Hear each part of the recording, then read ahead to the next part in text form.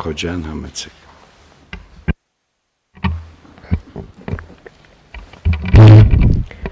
Մեծարգո փոխվարչապետ, հարգելի գործընկերներ, էկոնոմիկայի նախարարության շարունակական նպատակն է շուկաների դիվերսիֆիկացումը,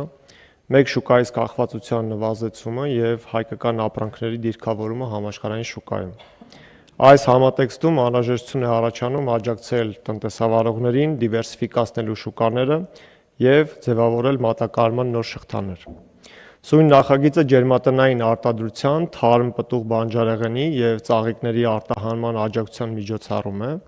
որի շրջանակում արտահանվող որոշ հիմնական ապրանքային խմբերի նկատմամբ սահմանվում է արտահանված ծավալի համար փոխհատուցում հետեւյալ սահմանաչափով.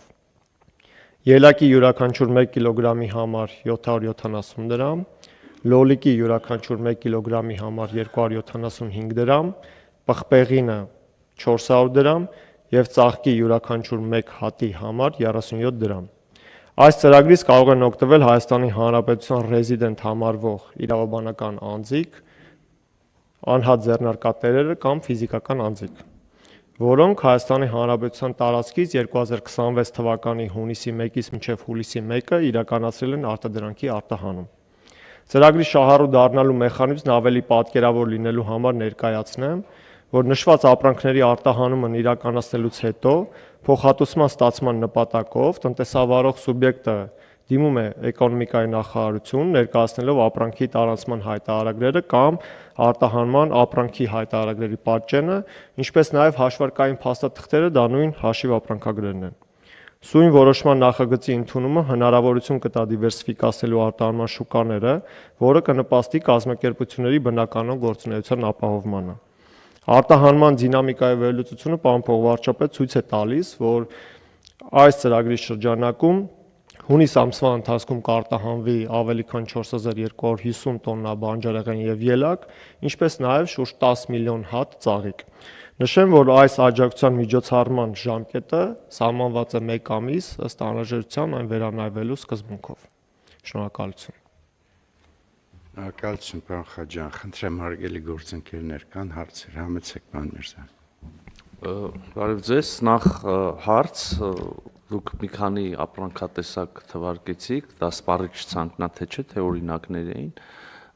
Լավ, պատասխանք հետո։ Պարոն Միրզոյան, տարբեր քննարկումներ են տեղի ունենում եւ առաջին այս առաջարկով միջոցառման ծրագրով առաջարկվում է սահմանել միայն ջերմատնային արտադրանքների այն տեսակների համար, հիմնական ապրանքատեսակների համար, որոնք արտահանվում են, հաջորդիվ արդեն քննարկումներ են տեղի ունենում հիմնական արտահանվող մրգերի եւ այլ մշակաբույսերի տեսակների համար։ Լավ, շնորհակալություն։ Ես նաև ուղղակի ուզում եմ տեղեկացնել եւ ձեզ հարգելի գործընկերներ, այսինքն մի մասը տեղյակ եմ վստահաբար եւ նաև մեր հանրությունը իմանա, որ մենք առանձին գործընկերների հետ այս պահին աշխատում ենք նաև իրենց կողմից ներմուծման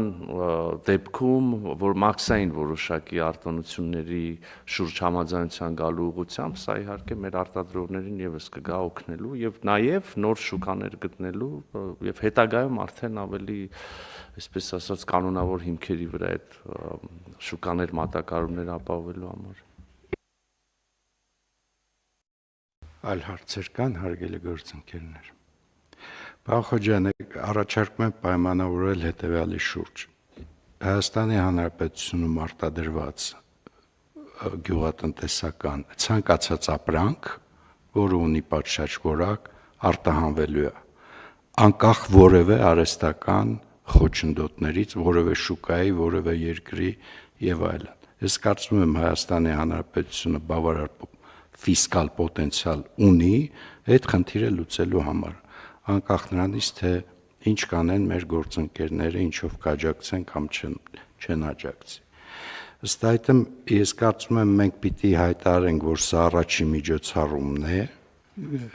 շարքը միջոցառումների մենք կիրականացնենք ըստ անհրաժեշտության սեզոնայնության ընդհանուր մինչև գրավոր ընթացակարգով կարող ենք որոշում կայացնել այն պահին, երբ որ մշակումները ավարտեք դուք։ Սա առաջին միջոցառումն է, իր դիզայնը ըստ էության արդեն մեզ հնարավորություն կտա այսուհետ ուղակի նշելով տեսակը արտադրանքի եւ սուբսիդավորման չափը մենք արագ առաջ կգնանք եւ ես որևէ խնդիր չեմ տեսնում եւ կարծում եմ այս նույն որոշումը պիտի տարածվի եւ մրգերի վրա եւ կոնյակի վրա եւ գինու վրա եւ հանքային ջրերի վրա ցանկացած շուկա որտեղ որ մեր արտադրողը կարողանում է արտահանել թող արտահանի որևէ խնդիր չկա եւ այդ առումով ես կարծում եմ նաեւ պիտի հայտարարենք որ սա առաջի միջոցառումն է եւ սրան հետեւելու են այլ միջոցառումներ մոտ ժամանակներում շատ մոտ ժամանակներում համեցեք պարոն Միրզյան Պարոն փոխվարչապետ, քանի որ նաև այսպես